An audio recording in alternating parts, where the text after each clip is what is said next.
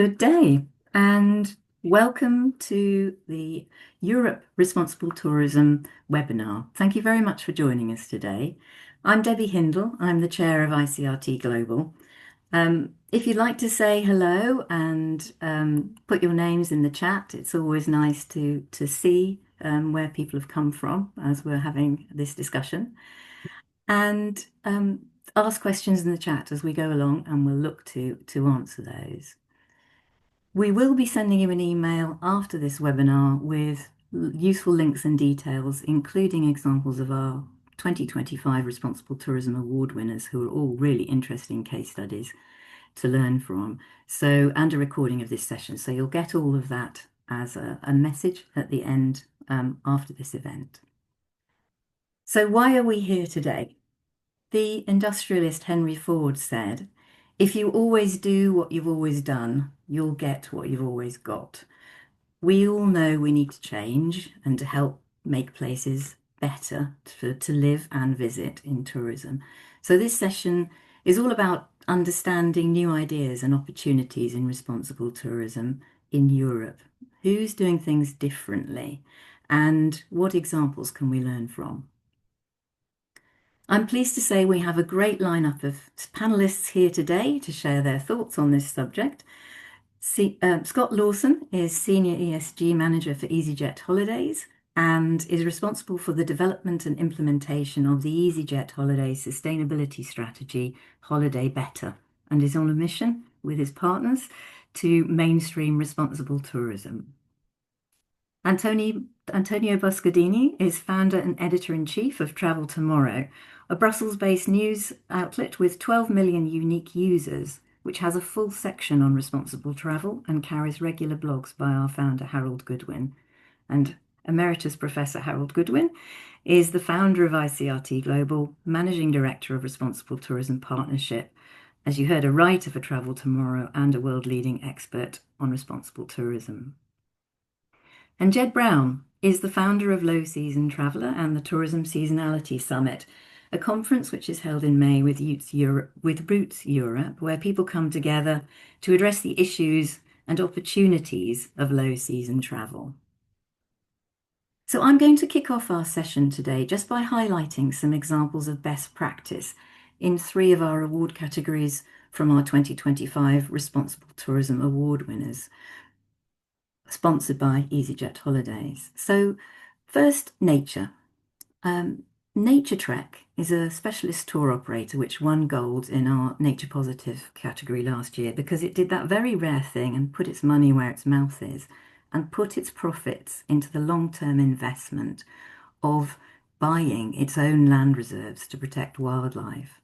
So in the Nature Trek Macchiatelli Reserve in Italy, for example, a whole area is being rewilded, native fruit trees have been planted, waterholes and wetlands restored. It's a really inspiring story, and we're looking forward to seeing what happens to those reserves in future years. For local sourcing, we had some brilliant examples of best practice. Delfina Hotels and Resorts sources almost 3/4 of its food and beverage purchases from 128 suppliers in Sardinia and promotes those suppliers to their guests as well and shares everything locally. And Emotional Sicily is a really interesting network which has been built with 150 carefully selected local providers, which includes artisans and guides, chefs and farmers and shipwrights, creating really interesting, unique experiences across Sicily. And for experts in managing waste, please do look at the citations on our website of work done by Liberty Fabe in Turkey and Skiathos Palace in Greece. Both have used clear methodologies, but they've also worked innovatively with partners and suppliers and the community to reduce their impact. So Scott, as award sponsors and a judge, what struck you about last year's winners? What would you highlight?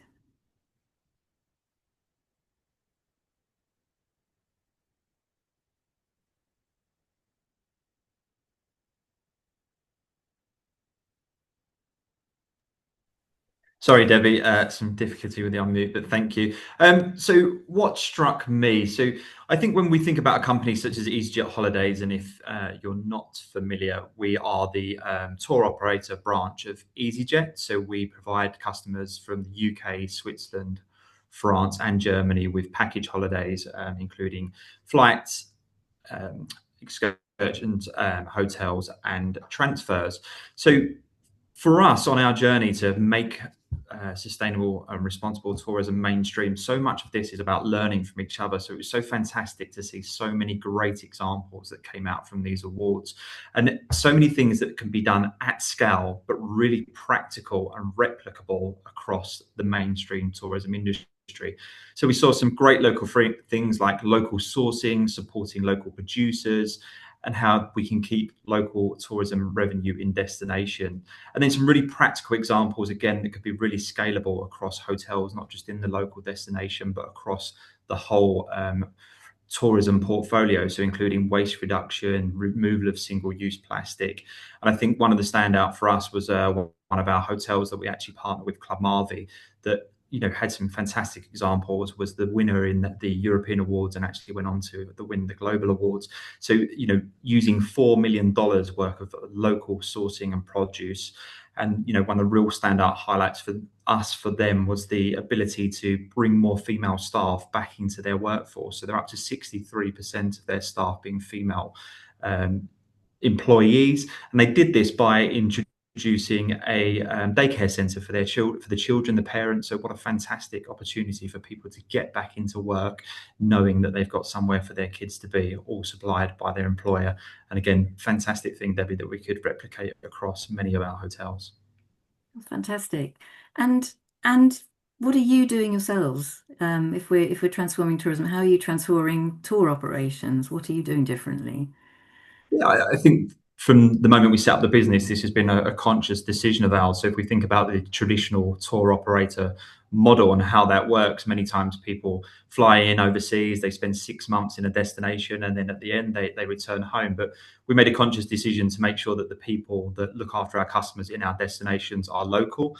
So in a recent survey, 99% of the people that look after our customers whilst they're on holidays, whilst they're having the best time of their lives, are locally identify as living local. So the DMC model for us, obviously, that means that all the people that are local, that brings great benefits to them, but also brings great benefits to our customers, because who knows a destination better than the people that call it home? So when our customers arrive and they're looking for those great places to go, those secret hidden gems, and that advice, they've got some really great, friendly people to do that for them. And I think, stepping away from obviously the business model, we've got a huge portfolio of hotels. We need to think about how can we bring as many of them as possible along the journey with us. So we tend to work in the idea of finding practical solutions, trialing them in some of our hotels, and then how can we then share that information with as many hotels as possible. So like I referenced some of the great things that can be done by previous award winners. How can we help? We've got a huge portfolio of hotels. We're a big brand. How can we encourage as many people as possible on that journey with us? An example, so a plug, if you don't mind, Debbie. So just today we've released a food waste white paper. So food waste has been a focus for us with UN Tourism and an AI technology provider, Winnow, and how we can reduce waste using their technology in hotels. So we originally trialed that technology, and now we've delivered a food waste white paper that helps resorts, gives them practical guidance on how they can reduce and start to meet any incoming EU legislation on reducing food waste in their resorts. And then I think the last thing is, how do we look after the people? We have to remember that so much of this is about the people in our destinations. So again, millions of customers taking lots of benefits to destinations already, but how can we spread that even further? So in some of our destinations, we're working with local communities to try and bring more of the mass tourism market to them. So whether that be taking customers to visit them in their villages to see their experiences, or how can we integrate some of their experiences into the all-inclusive or the half-board model, meaning that people can come into hotels, share the experience, or perhaps sample some of the local delicacies that they can bring to them. Thank you, Scott. We'll definitely share a link to that white paper with everybody at the end of the webinar as well. But I remember there was quite an incredible statistic, was it Iberostar that had got a massive reduction in waste using this system? Yeah, so one of our trial hotels, we actually reduced food waste by 68%. So that's buffet waste, which was over €100,000 in cost savings on waste, and obviously everything that's associated with that. And that's the message, Debbie, we're trying to share with our hotels, right? This makes business sense as well to make some of these moves. So food waste is a real focus for us. It's visible. Customers know that it's happening, but more importantly, by coming up with these great solutions, it doesn't affect or impact the customer's holiday. They still get exactly what they need, but the hotel can, make those savings and choose to either, fund those elsewhere or do something different with that revenue. Brilliant. Thank you. Actually, your point about legislation brings us nicely on to Antonio, who is our partner in Europe. As a judge and supporter of last year's awards, tell us why Brussels and why the Brussels Press Club, where we held the event.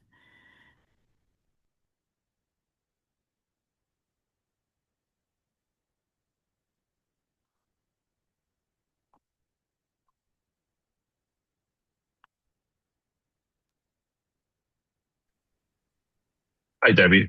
Hello, everyone. Thank you for the invitation. I'm thrilled to join you from Brussels. So I would like to start perhaps with the beginning, because last year I had the pleasure to welcome you at the Press Club. So I'm the founder and editor-in-chief of Travel Tomorrow, but also the president of the Press Club. And for us, it's made a lot of sense to welcome this event, as the Press Club is indeed the venue that hosts multiple events in Brussels. For those who seek to have a voice, we gather around 400 conferences and press conferences. We have over 2,000 journalists. You know that in Brussels, we have multiple types of journalists. We have correspondents, we have Brussels-based journalists, and obviously the Belgians. And it is indeed a fantastic place to showcase messages important as this one. As for Travel Tomorrow, we are indeed a Brussels-based news outlet. We are very, very lucky to count with Harold's support since the beginning. We do have a session on responsible tourism where we report multiple news, but also stories that offer some hope. I was listening to Scott about waste management. That's one of the things that indeed we report a lot. But obviously the challenges that we all face in Europe, particularly over tourism, and how to create a balance between policies and then the reality on the ground. So why to host these events in Brussels? It makes a lot of sense, especially with the date we have. So we will host this event in June. Since 2024, with the election of this new commission, we have for the first time ever a commissioner in charge of transport and tourism. In fact, his official title is Sustainable Tourism and Transport. Well, that is, for all of us who work in this sector, a major shift to have, for the first time, someone with truly power that advocates for this sector, but also interacts with different stakeholders that are based in Brussels and try to influence policies. Since then, the Commission launch and consultation and also proposed for the first time to publish a strategy on tourism.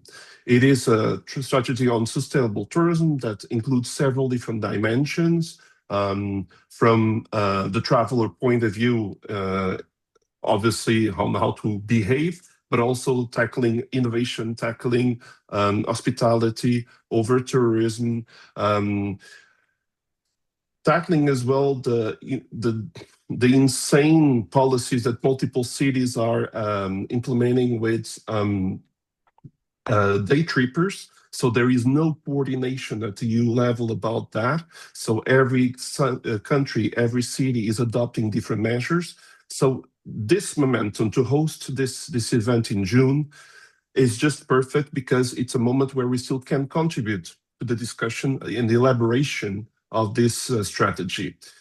I have seen some elements in the consultation that clearly refer to what is structured as responsible tourism. So one of the challenges here would be to try perhaps to report the good practices that we will identify this year back to the Commission, and try as well to influence the agenda.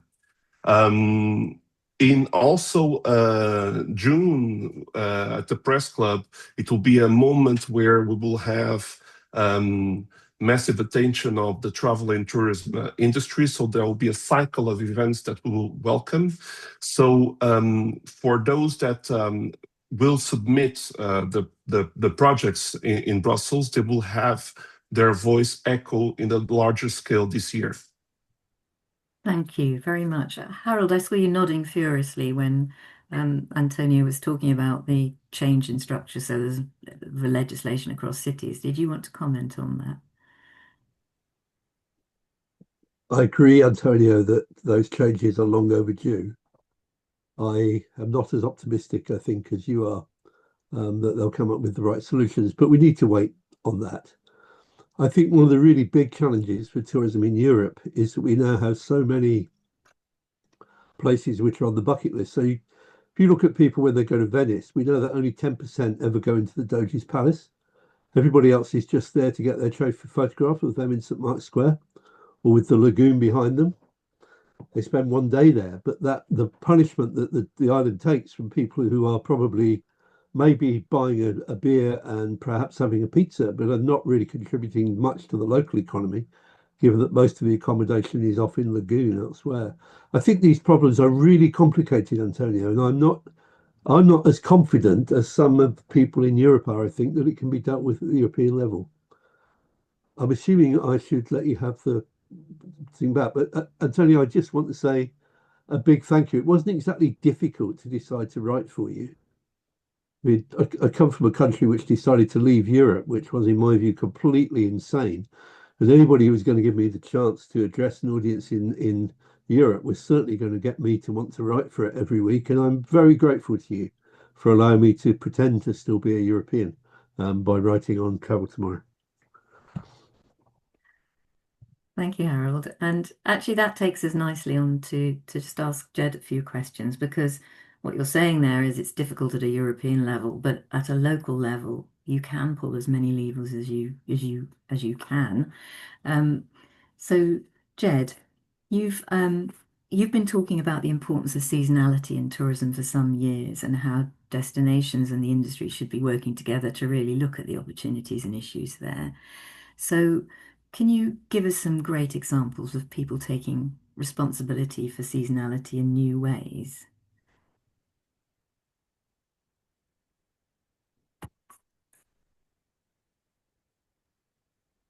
Hello, there we go. Yes, I can. First of all, thank you so much for the opportunity, Debbie, and congratulations on the initiative of the awards, by the way. Some great examples there at the beginning, which are really inspiring. And also congratulations to easyJet Holidays for sponsoring and supporting that. I think it's to everybody's credit, so I think that's great. In terms of examples of people taking responsibility for seasonality, we've started to see a shift since I set up Low Season Traveller, which was back in the end of 2018. And I set that up because, honestly, first of all, I think the experience in the low seasons is much better than most people realize. And I just wanted to highlight the wonderful experiences that can be had in the low seasons. And the second point on that is that something needed to change, because more and more people are traveling, especially in Europe. And there's more people traveling than ever before. And I kind of see a need for trying not to focus all of those people at the one time, which we've historically done for the past 60 plus years, but also to spread the economic benefit of tourism around the destinations. Since 2018, a lot more has started to happen in terms of spreading seasonality, which has been great to see. Cyprus is a great example. In Cyprus, they've really started to do a lot of work now And what particularly has impressed me on the way in which Cyprus has approached it is they've gathered together all of the stakeholders first and decided to find out what kind of tourism they should be looking at for the low seasons. And indeed, do all of the regions within Cyprus want tourism all throughout the year? And I had the great opportunity of being in Cyprus just over a year ago. And what they'd managed to gather together was the airports of Cyprus, the mayors from each of the regions, from Limassol, from Larnaca, Nicosia, Paphos, all the rest. They had the tour operators present, they had the airlines present, they had members of the local communities and small businesses present, the hoteliers, and they even had the president of Cyprus present as well, all together to try and understand what kind of tourism they're looking for the future, and especially during the low seasons. That really impressed me. And the end result of that was a white paper that they produced, which was what form of tourism they're going to go for. And it's forms of tourism that involve, cultural heritage, which we know is a great driver for tourism, and it's available all year round. You don't need 40 degrees or whatever it is in the summer to appreciate the cultural heritage of Cyprus, whether that's, food and drink or dance or buildings or anything else. They're also working on cycling tourism. There's been a huge growth in cycling generally and the interest in cycling in Europe. And again, they've got a really pleasant, mild climate year round for that. So they're doing great work. When you look at Northern Europe, so Poland, the Baltics, Scandinavia, they've been doing some incredible work on spreading seasonality into the winter months, when, of course, it's challenging there because they don't have a huge amount of daylight in the winter. But what they realized is, obviously, they have a lot of darkness, and there's an awful lot of interest in dark skies tourism. So they're starting to lean into the whole dark skies tourism because they have some of the clearest skies with minimum light pollution. So their view of the night sky is completely different to what I see out of my window in Manchester. So therefore, that's something to be celebrated. They've got something that's a little bit more unique and rare. And of course, it's best appreciated in those kind of low season winter months. Look, there's an awful lot of examples of destinations that are starting to work on this. I think for me, the most heartening element of all of this is that destinations are actually working on this. They're now really taking it seriously. And that's evidenced by the Tourism Seasonality Summit, which, of course, ICRT Global will be having a panel dedicated at that event in Rimini. But again, that kind of shows the buy-in we've had for that event from very senior people on airlines, airports, cruise lines, destinations. It just shows that there is more of a desire to get this stuff right, I think. Thank you, that's great. And Harold, over to you. If you have any comments on any of the previous panelists, and also if you'd like to explain what we're doing about the 2026 Responsible Tourism Awards. Yes. So when I was thinking about this, I was trying to remember what it was about the Europe Awards this year, which was so outstanding. And I have to thank really easyJet for this in two senses.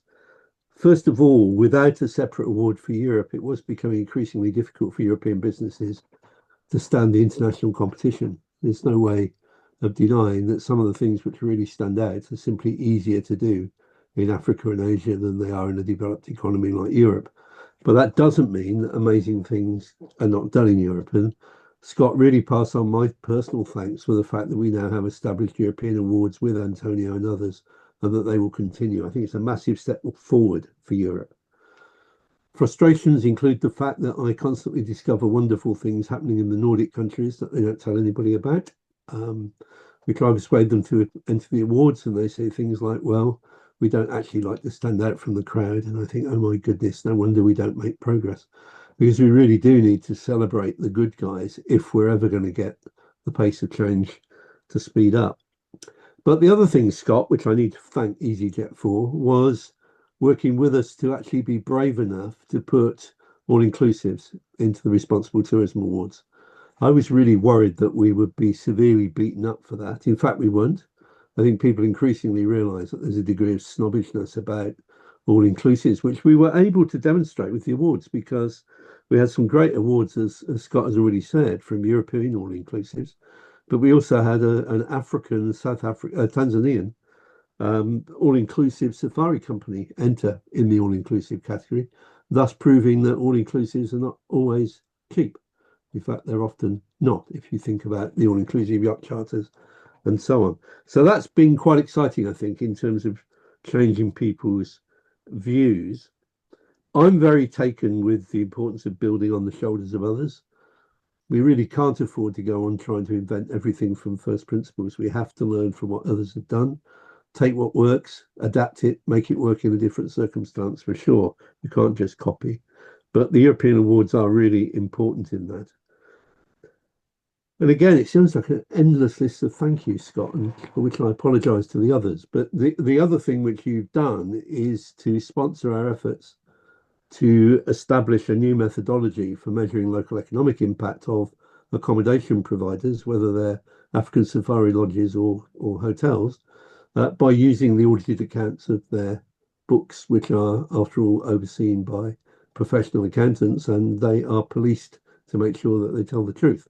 So I'm quite excited by that because it will make certification around local spend, carbon, and water consumption much easier than having to get involved in much more complicated ways of measuring and reporting these things. I think if we can pull that off, Scott, between us, it will be a really dramatic change in the way in which people perceive mainstream tourism.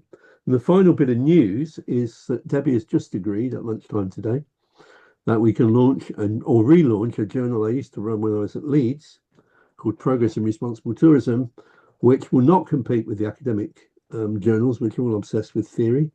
I'm increasingly uninterested in theory. I'm interested in menus that work. So I'm hoping it will be a bit of a cookbook of how to make particular changes work in different places. And I'm really excited by that. I think it's a real opportunity to share best practices. And certainly from now on, we're going to expect all of the award winners to give us enough information to fill 2 or 3 pages in the cookbook, talking about how they did it, to encourage others to learn from what they did. They'll never be able to precisely copy it, but to be inspired, rather like your grandmother always made slightly better versions of the recipe in the book because she'd learned to do it differently. So just finally, Debbie, to do as I was told instead of not doing as I was told, it's very important, I think, to say this in words of half a syllable. If you don't enter the awards, you cannot be recognised. And it really matters to me that we recognise those businesses and destinations which are making a significant difference. And I think it's just really exciting that we're seeing that begin to happen now in the Europe Awards. It's happening in Africa later in April, and I'm hoping it will spread around the world and we'll have a lot more examples that people can follow. But without people like you, none of this would ever have happened. And so the award categories for this year are climate mitigation, cultural preservation, diversity, equity and inclusion, economic impact, and regenerative tourism. And the deadline for entries is the 6th of April, and you can access them from our website. I just want to touch on regenerative because that's a new award category for us this year. We do change the awards from time to time. And we are looking for, I think it's fair to say that sometimes people slap labels on things without really potentially just using them as marketing or not understanding them. So we really want to find people who are using it in the true regenerative sense. Harold, can you give us an example of a good regenerative case study or example? I think it might, I really want to fix it in people's minds, Debbie, so it might be sensible to do it in a slightly different way. Far away. There is a really fundamental difference between regenerative tourism and other forms of better tourism. I would argue that regenerative is the very peak of responsible tourism because it doesn't happen unless people take responsibility. But it's a peak for a different reason, which is that almost no business will do it on its own. Because for it to be genuinely regenerative, it's got to make a big difference to the local economy, to the local environment, and the local cultural heritage. It's really got to meet those 3 things. And it's interesting that regenerative tourism, when you look at it in terms of its academic origins, came out of, as you might expect, work on ecosystems, regenerative agriculture, and particularly interesting, I think, from a tourism point of view, from architecture, because it was the first people to do it in a way were the people who took old redundant buildings and converted them for a tourism use. And those buildings were rescued because a new use was found. Now, if you take I'm going to leave Europe for a minute just to take an example. If you take the V&A waterfront in Cape Town, that has been the most extraordinary example of a piece of regeneration of Dockland, which has created, to be honest, a shopping centre I don't particularly enjoy, but where vast sums of money are turned over every year for the advantage of the local economy. They've created an incubator for small businesses wanting to set up local food businesses. They get help to set up there and then they move on to a different location. So it's effectively an incubator. They've rescued an awful lot of architecture. They've created some new hotels, including one in what was a grain silo. They've done the most extraordinary things to generate economic value and to give purpose to the local communities in terms of celebrating their cultural heritage. So a lot of social events take place there. It's a party space for many Cape Townians. And that's just one example of many of these, but globally, I don't think there are a vast number. There are too many people just using the word because the regulators have not yet defined what regeneration means. And until they do, it's a very safe way of greenwashing.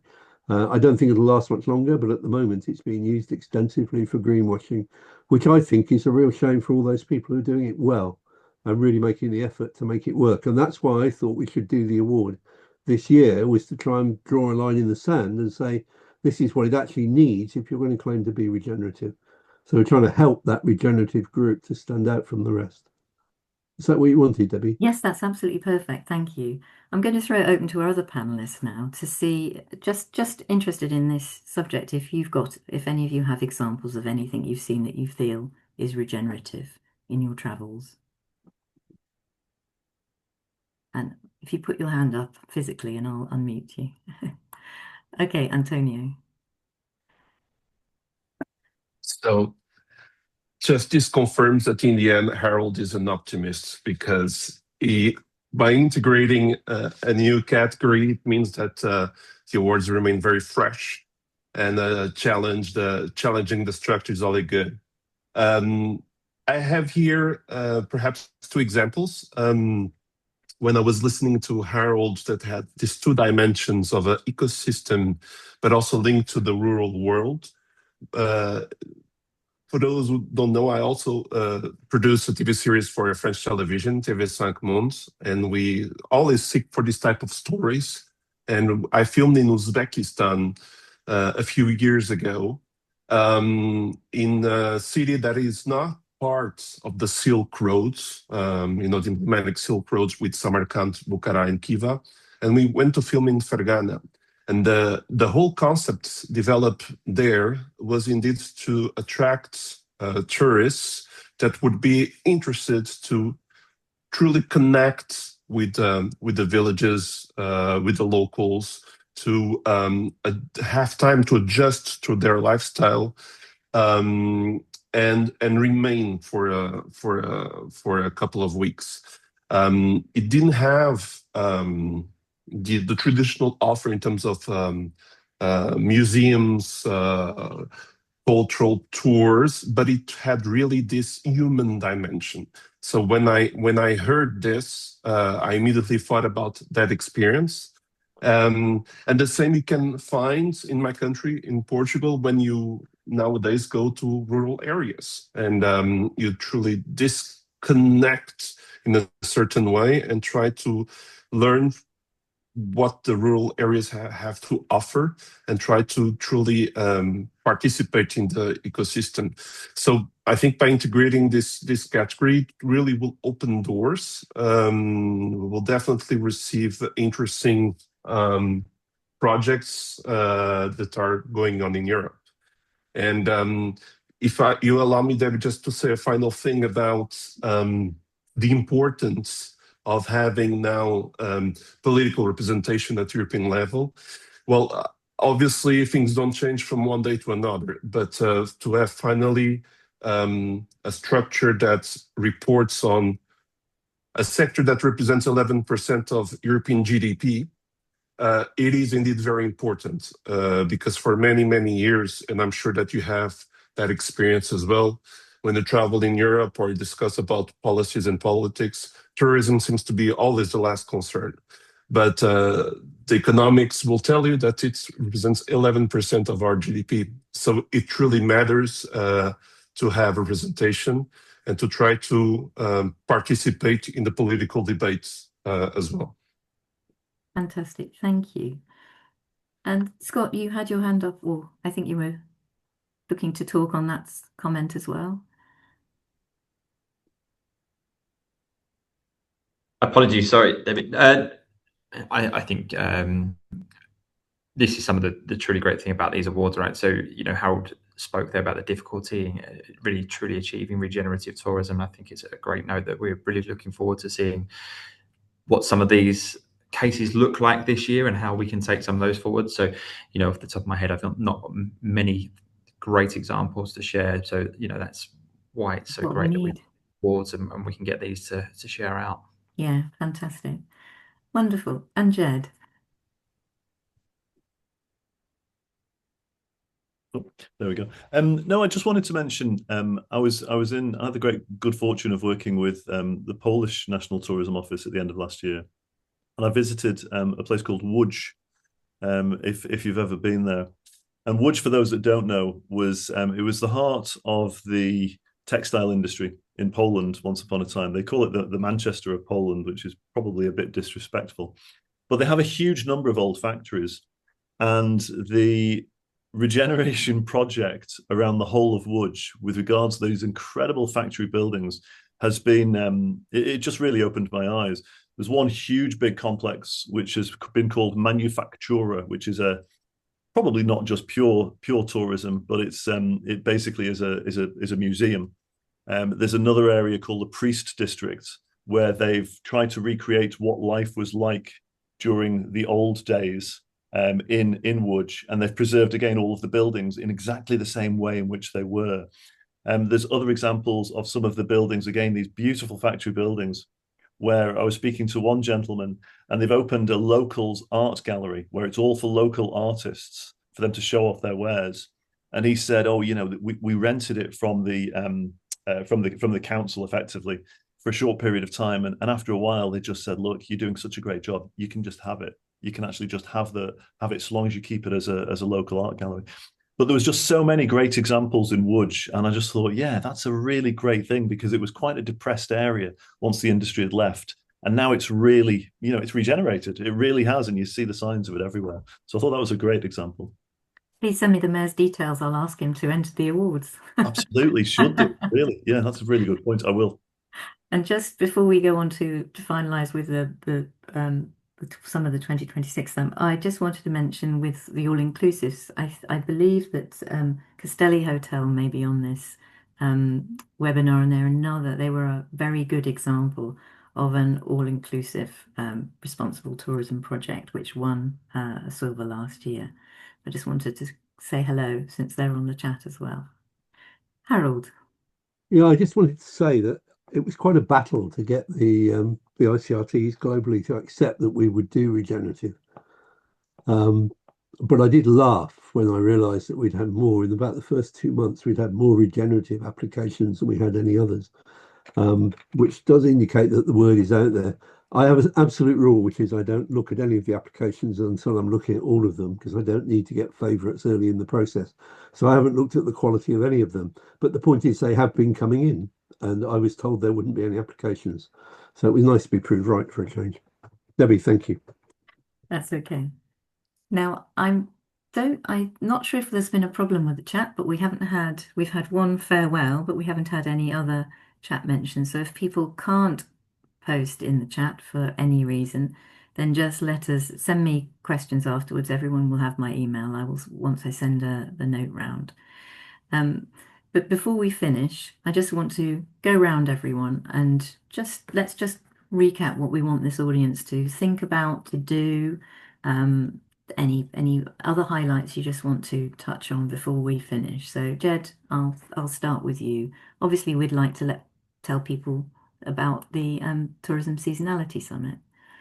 Absolutely. Thank you very much for that, Debbie. Yeah, we have the forthcoming Tourism Seasonality Summit in Rimini on the 17th and the 18th of May.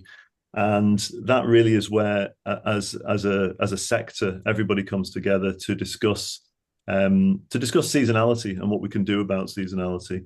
And my sort of final point on that before I leave is it's about having a safe space for uncomfortable conversations. Like you were talking before about the all-inclusives. We invited the cruise lines in this year, and I've been quite vocal at times about some of the large cruise lines and the challenges that they have from an economic leakage point of view, from a sustainability point of view. But we mustn't be judgmental, because they are making great efforts, and I've learned a lot recently about what they're doing in cruise. So for me, it's about recognizing everybody, recognizing the great work that's being done, but to have those uncomfortable conversations that make us squirm when we're talking about them, because only by being upfront and honest with ourselves as well as the rest of the sector can we hope to make progress, and that's certainly what we hope to do at the Tourism Seasonality Summit in Rimini. Yeah. Thank you very much. Antonio. Yes, perhaps to add two notes. First of all, for those that don't know us, don't know traveltomorrow.com, feel free to share your stories. If you like to submit your PRs to flag your stories or new campaigns, I'll be happy to share with our team and to try to give voice to your different stories. And the second point is that in October, still in Brussels, 20 and 21 of October, the second edition of the Global Tourism Forum will take place. And the program will be soon unveiled as well. And Travel Tomorrow is one of the media partners. So I invite you all as well to have a look. Thank you for that. And you'll give me information so we can share it as a link to everybody as a follow-up. Thank you. Absolutely. You also mentioned briefly when we were talking earlier that with the Package Holiday Directive, which was published last week, that there was a section on how to travel responsibly. So if you'll share that with us, we'll add that to the list to share with everyone as some useful assets for people on the webinar. Thank you. Scott. So probably just a note on these awards, Debbie, just to re-emphasize how powerful it is to receive such great ideas, and how the brand like us at easyJet Holidays have such a huge reach, and how we really enjoy taking some of those projects and sharing those amongst our partners, because as Harold said, you need to be in it, you need to be demonstrating what you're doing. And I truly believe by using a method like this, getting these great ideas in, companies like us can help make a change across huge portfolios. So really looking forward to seeing some great applications again this year. Thank you. And finally, Harold, you have the final word. That'll be the day. I really wanted to encourage those of you who think you should apply to be brave and do it. We never publish the list of people who've applied. So if you apply and you don't do very well, nobody will know except the judges, and they've never leaked on this. So you're not taking a risk by applying. But I also encourage you to think about other people you know who might need a bit of encouragement. And the only people precluded from helping anyone make an application are the judges. So please bear in mind that our collective interest is in as many good examples seeing the light of day as possible. And if some of them need a bit of help to get their application in, we're not awarding the individuals, we're awarding the process that they've engaged in. And if that process requires a bit of external help to write the form, then so be it. I don't have a problem with that. We don't let the judges do that for people, because obviously that would be unfair and unreasonable. But many people, after all, are applying in a second, sometimes third or fourth language if they're coming out of Africa or Asia. So really important just to remind you that you can help people to apply, and that's a worthy thing to do. Thanks, Debbie. Thank you. Well, thank you very much for all your examples. It lifts my heart when I hear about such great work being done around the world, and such interesting examples like Poland and even in Europe, in the European Union level, and everything that's happening with waste. So thank you everyone very much. Thank you for everyone who's joined us today, and we'll follow up with the information so that you can read it at your interest, at your leisure. Thank you so much, everyone. Bye-bye, everyone.